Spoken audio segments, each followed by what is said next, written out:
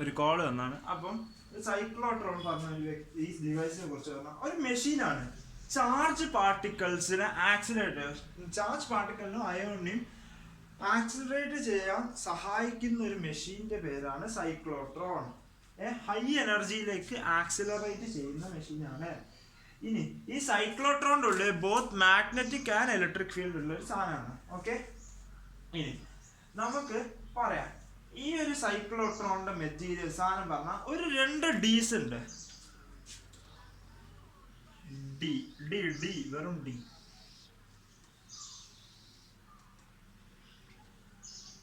Magnetic ഫീൽഡിന് ഒരിക്കലും ഒരു പാർട്ടിക്കിളിനെ ആക്സിലറേറ്റ് ചെയ്യാനുള്ള കഴിവില്ല. ഇലക്ട്രിക് ഫീൽഡിന് മാത്രമേ അതുള്ളൂ. ഓക്കെ, അതായത് ഒരു ചാർജ് പാർട്ടിക്കിള് അതൊരു ഇലക്ട്രിക് ഫീൽഡിലാണ് വിചാരിക്കുക. അപ്പൊ ഇങ്ങനെ ഇവിടെ മാഗ്നറ്റിക് ഫീൽഡ് ഉണ്ട് കേട്ടോ, ഇൻ ടു ദ പ്ലെയിൻ, എല്ലായിടത്തും into the plane, full complete into the plane, അതായത് ഒറ്റ നേരം. അപ്പൊ ആദ്യം ഇത് അങ്ങനെ ഓസിലേറ്റ് ചെയ്യും മാഗ്നറ്റിക് ഫീൽഡ്. ഇവിടെ മാത്രമേ ഇലക്ട്രിക് ഫീൽഡ് ഉള്ളൂ, ഇവിടെ മാത്രം, ഡീസിലില്ല. ഇതിന് ഡി കയറും, ഡീന്റെ മാഗ്നറ്റിക് ഫീൽഡ് കാരണം ഇങ്ങനെ തിരിച്ചു വരും. പക്ഷെ ഇവിടെ എത്തുമ്പോൾ അത് കൂടുതൽ ആക്സലറേറ്റ് ആവും. അപ്പൊ റേഡിയസ് കൂടും, ആക്സിലറേറ്റ് ആവും, റേഡിയസ് കൂടും, ആക്സിലറേറ്റ് ആവും, റേഡിയസ് കൂടും, ആക്സിലറേറ്റ് ആവും, റേഡിയസ് കൂടും, ആക്സിലറേറ്റ് ആവും, റേഡിയസ് കൂടും. അപ്പൊ ഇങ്ങനെ അവസാനം ഒരു ചാർജ് ഇവിടെ പുറത്തേക്ക് ഒരു പ്ലേറ്റ് വെച്ചാൽ നമുക്ക് അതിന് ഒബ്റ്റെയിൻ ചെയ്തെടുക്കാം. ഇതാണ് സൈക്ലോട്രോണിന്റെ സാധാ ബേസിക് പ്രിൻസിപ്പിൾ എന്ന് പറയുന്ന സാധനം. ഓക്കെ, സൈക്ലോട്രോൺ പറഞ്ഞാൽ സത്യം പറഞ്ഞാൽ ഇതേ ഉള്ളൂ. പക്ഷെ എല്ലാവർക്കും വരുന്ന ഒരു മിസ്കൺസെപ്ഷൻ, ഇലക്ട്രോണിനെ സൈക്ലോട്രോണില് നിങ്ങൾക്ക് ആക്സിലറേറ്റ് ചെയ്യാൻ പറ്റില്ല. അപ്പൊ ഞാൻ ഒരു ക്വസ്റ്റ്യൻ ചോദിക്കാം, ഈ ക്വസ്റ്റ്യൻ്റെ ആൻസർ എനിക്ക് തരണം. ലൈവാണ് ചോദിക്കുന്നത്. Which particle cannot be accelerated through cyclotron? A. Positron. അതായത് സെക്കൻഡ് ക്വസ്റ്റ്യൻ കറക്റ്റ് നോക്കട്ടെ. Positron E plus, B proton P plus, പിന്നെ അടുത്ത് ആന്റി പ്രോട്ടോൺ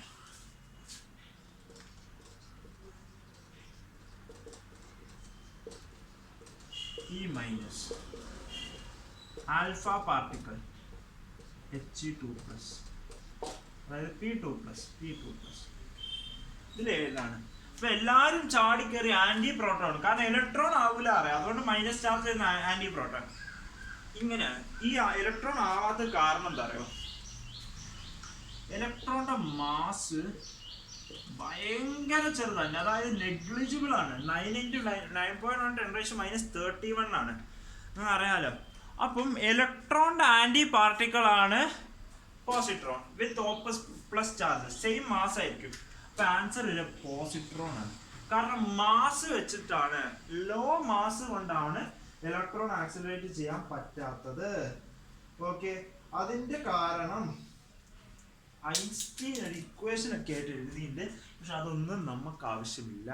ഞാൻ ജസ്റ്റ് വെറുതെ തമാശയ്ക്ക് പറഞ്ഞു എന്നല്ലോ. ഇനി അടുത്ത മെയിൻ സാധനത്തിലേക്ക്, ബയോട്ട്-സവാർട്ട് ലോ. ഞാൻ ലാസ്റ്റ് ലൈവിൽ പറഞ്ഞത് ബയോട്ട്-സവാർട്ട് ലോ എന്ന് പറഞ്ഞ് നിങ്ങൾ പഠിക്കേണ്ടത് dB = μ0/4π proportionality term into I dl cross r by r cube. അതായത് dlr sin theta by r cube, dl cross r. അങ്ങനെ ഇതാണ് ബയോട്ട്-സവാർട്ട് ലോ. ഓക്കെ, ഇതാണ് ശരിക്കും പറഞ്ഞ ബയോട്ട്. ഈ μ0/4π വാല്യൂ 10⁻⁻7 ആണ്. ഓക്കെ, അത് വെറും μ0 പറഞ്ഞാൽ 4π × 10⁻⁷.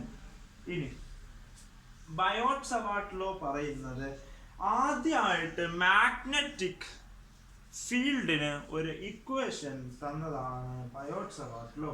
അതായത് magnetic field is directly proportional to current,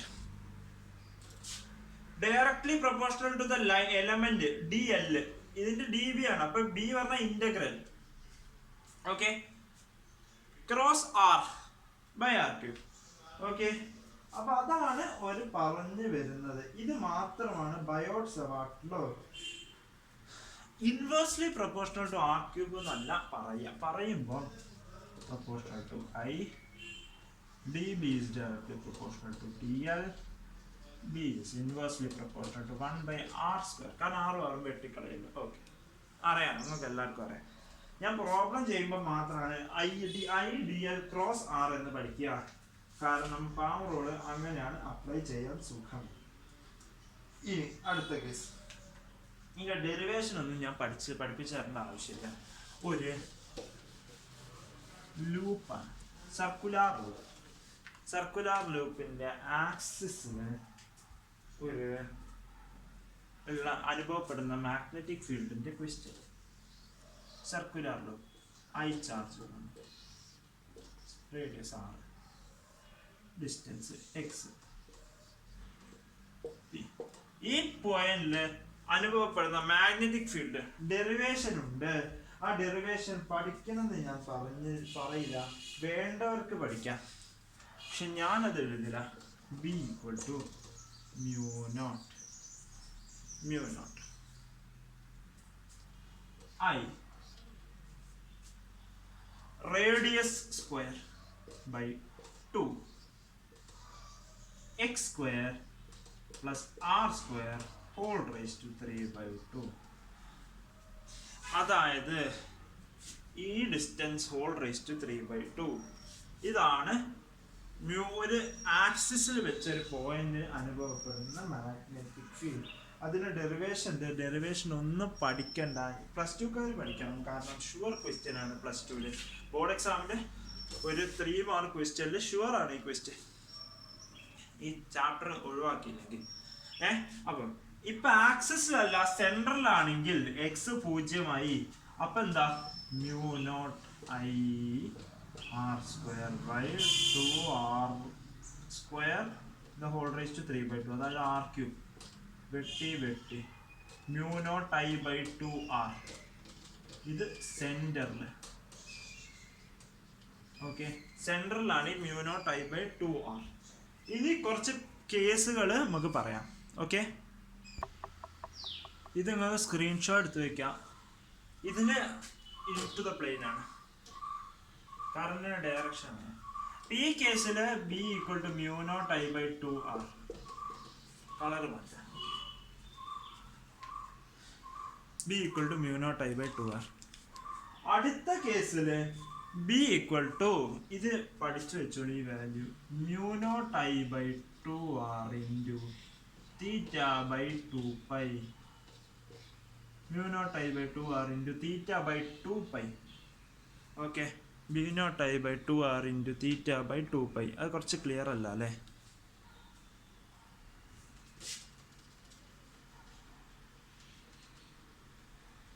B equal to mu naught I by 2r into theta by 2π.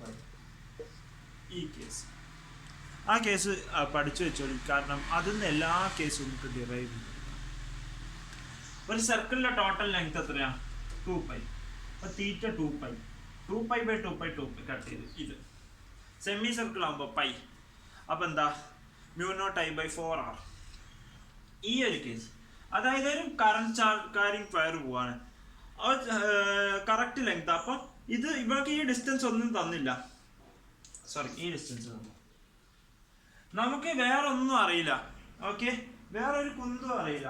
ഇനി അങ്ങനത്തെ കേസിൽ ചോദിച്ചാൽ കണ്ടുപിടിക്കേണ്ടത് ഈ 2 ആംഗിളും സൈൻ, ഈ 2 ആംഗിളും കോസ്. അതായത് mu naught I by 4πr sine alpha plus cos alpha. ഇതാണ് sine alpha plus cos alpha. Sine alpha plus cos alpha അല്ല, sine alpha plus sine beta. ഇനി കോസ് ആണെങ്കിൽ mu naught I by 4πr cos theta plus cos 5.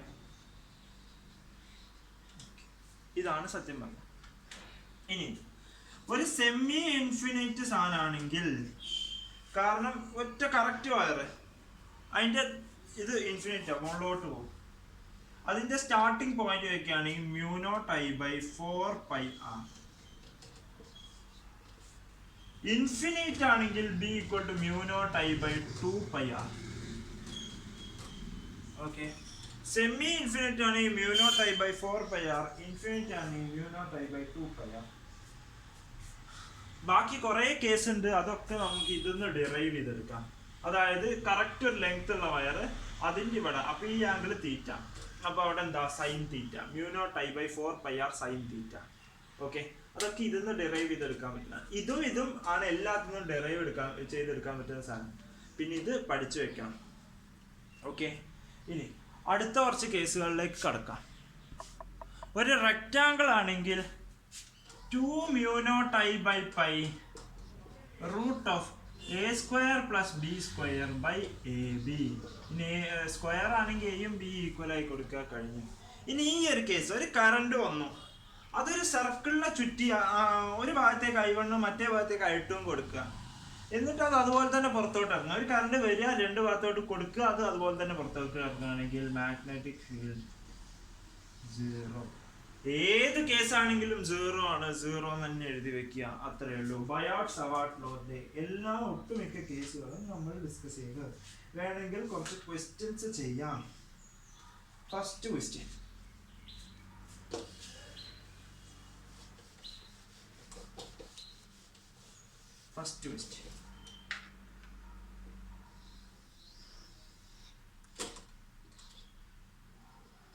O പോയിന്റിലെ magnetic ഫീൽഡിന്റെ അത് കണ്ടുപിടിക്കുക. ഞാനിത് 3 എണ്ണമായിട്ട് split ചെയ്തു. ഒന്ന്, ഇത് ഒരു semi infinite wire, first part. Second ഒരു സെമി സർക്കിള്. തേർഡ് ഒരു semi infinite wire. Semi infinite വയറിന്റെ ഒരു എൻഡില് ഉള്ള പോയിന്റിന്റെ മാഗ്നറ്റിക് ഫീൽഡ്. അപ്പൊ ഫസ്റ്റിന്റെ ബി μ0I/4πr. സെക്കൻഡ് ഒരു സെമി സർക്കിൾ ആണ്, അതിന്റെ ഞാൻ നേരത്തെ പറഞ്ഞു μ0I/4r, ഡിസ്റ്റൻസ് r ആയിട്ട്. തേർഡിന്റെ സെയിം ഒരു സെമി ഇൻഫിനിറ്റ്. ഇനി എല്ലാം കൂടി ആഡ് ചെയ്യുന്നതിന് മുന്നേ ഡയറക്ഷൻ നോക്കണം. ഈക്വൽ ഡയറക്ഷൻ ആണ് ആഡ് ചെയ്യാൻ, ഓപ്പോസിറ്റ് ആണ് ഈ സബ്ട്രാക്ട് ചെയ്യണം. dl cross r into the plane,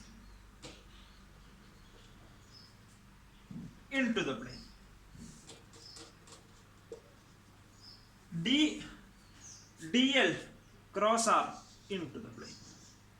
അപ്പോൾ 3 into the plane. അപ്പോൾ net magnetic field equal to μ0I/4πr + 4πr 2πr plus μ0I/4r. Done. അപ്പം ഈ ക്വസ്റ്റ്യൻസ് എങ്ങനെയാണ് ചെയ്യേണ്ടത് എന്ന് മനസ്സിലായി. നമുക്ക് ഒരു ക്വസ്റ്റ്യനും കൂടി വേണമെങ്കിൽ ചെയ്യാം. ഒരു ക്വസ്റ്റ്യനും കൂടി ചെയ്യാം. Red.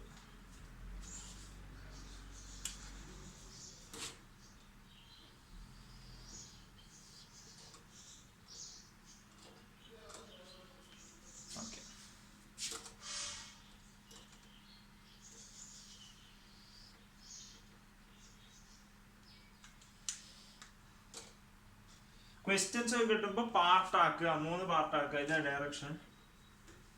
1 part, 2 part, 3 part. Semi infinite wire 6 ആണ്. Semi infinite wire. അപ്പോൾ ഫസ്റ്റ് പാർട്ടിന്റെ μ0I/4πr ഇങ്ങനെ ചെയ്താൽ സിമ്പിൾ ആവും. സെക്കൻഡ് പാർട്ടിന്റെ μ0I/4r. തേർഡ് പാർട്ടിന്റെ സെമി ഇൻഫിനിറ്റ് μ0I/4πr. ഡയറക്ഷൻ നോക്കണം. ഫസ്റ്റ് വാല്യൂ കണ്ടുപിടിക്കുക, സെക്കൻഡ് ഡയറക്ഷൻ. ഇങ്ങനെ പോവാ. dl cross r into the plane.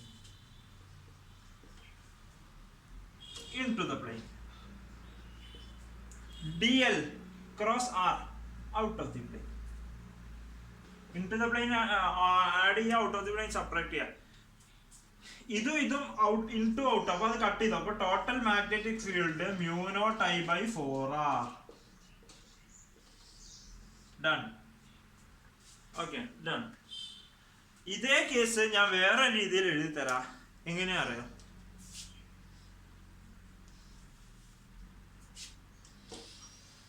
വേണ്ട, വേറെ നെക്സ്റ്റ് കേസിലോട്ട് കിടക്കാം.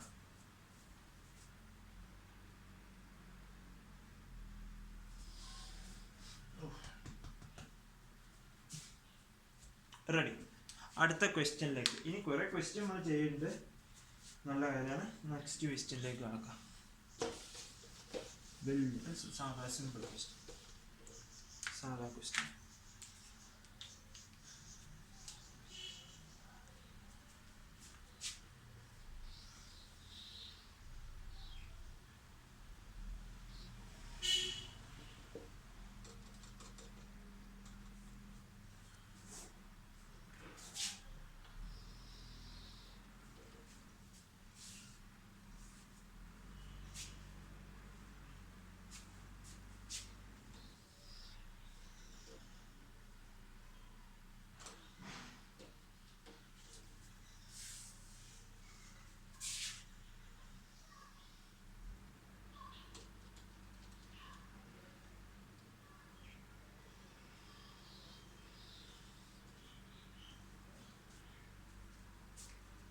Yes, done.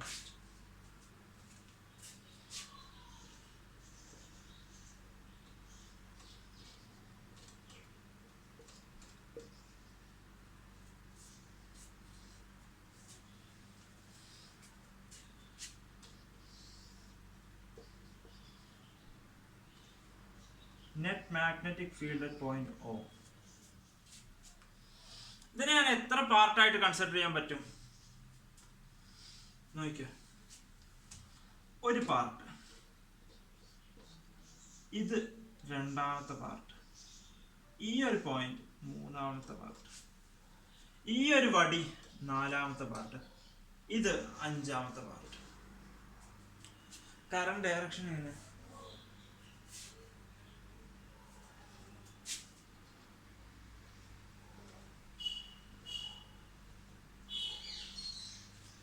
ഫസ്റ്റ് പാർട്ടിന്റെ വാല്യൂ ഒരു സെമി സർക്കിൾ ആണ്, μ0I/4R. സെക്കൻഡ് പാർട്ടിന്റെ വാല്യൂ ഇത്.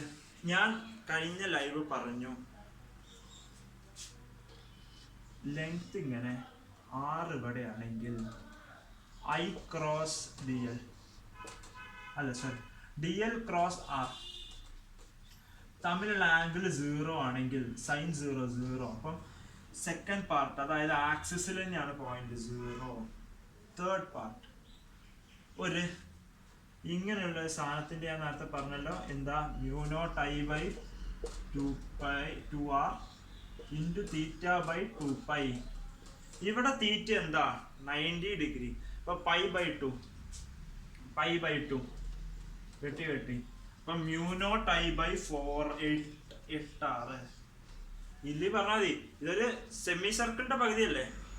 ഇനി നാലാമത്തെ പാർട്ട്, അതും എന്താ, ആക്സിസിലാക്കണ്ടോ, 0. അഞ്ചാമത്തെ പാർട്ട്, ഇതൊരു കാര്യം ആലോചിക്കണം നിങ്ങള്. ഇതിന്റെ റേഡിയസ് ഫസ്റ്റ് കേസ് 4R അല്ല, ഈ R പറഞ്ഞാൽ ഇതിന്റെ റേഡിയസ് ആണ്, റേഡിയസ് 2R ആണ്. 6 × R പറഞ്ഞാൽ 2R. ഇതിന്റെ R തന്നെയാ, വെറും R തന്നെയാ. ഫിഫ്ത്ത് കേസ്, ഈ ഹോൾ, ഇതും μ0I/2R ഇൻറ്റു θ/2π. ഇവിടെ R പറഞ്ഞാൽ 4R, അപ്പൊ μ0I/2 into 4R into θπ/2 1/4. Okay, അപ്പം 16 32, μ0I/32R. ഡയറക്ഷൻ നോക്കിയോ, ഫസ്റ്റിന്റെ ഔട്ട് ഓഫ് ദി, സെക്കൻഡിന്റെ 0, തേർഡിന്റെ ഔട്ട് ഓഫ് ദി പ്ലേ, ഫിഫ്ത്തിന്റെ out of the plane. Add ചെയ്തോളി, μ0I/8R μ0I/8R μ0I/4R total plus μ0I/32R. ഇത് എത്രയാ, 32 ആവാൻ ഇൻറ്റു 7 ഇൻറ്റു 8. അപ്പം 8 μ0I/32R. അപ്പൊ ടോട്ടൽ 9 μ0I/32R എന്നാണ് ആൻസർ. മനസ്സിലായല്ലോ? പാർട്ടായി സ്പ്ലിറ്റ് ചെയ്യുക കണ്ടുപിടിക്കുക. കഴിഞ്ഞു. അപ്പം നമുക്ക് ഇന്നത്തെ ഈ സെക്ഷൻ അങ്ങോട്ട് ഇവിടെ നിർത്താം. ഇനി അടുത്ത സെക്ഷനിലോട്ട് കിടക്കാം.